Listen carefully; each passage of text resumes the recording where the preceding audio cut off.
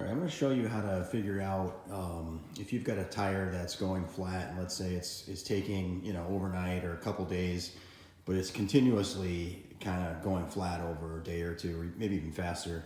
A lot of people will just live with that, and they tend to take the machine, they'll check the tires, air their tires up, and then use it, and then put it back and do the same thing over and over again.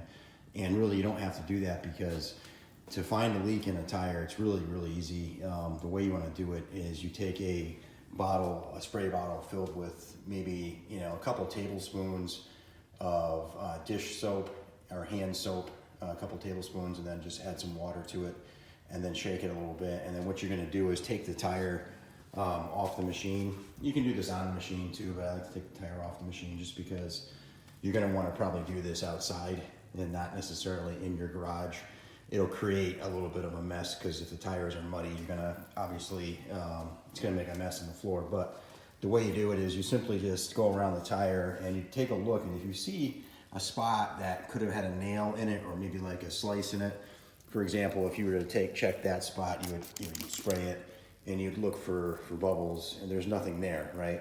And then you'd go on to the next one and you spray it, and there's nothing there. So when you find it, it'll be kind of super obvious because you'll spray it like this, and then you'll immediately see even the smallest leaks. You'll immediately see the soapy water will create the bubbles, and then you can really see where the air is coming from. This is leaking on a plug. Somebody plugged the tire, and the plug's too small, and it leaks around the edge. So this was happening for a while, and all you have to do is find the leak and then put a new plug in it that's larger, and that's it. Like that's pretty much the whole process.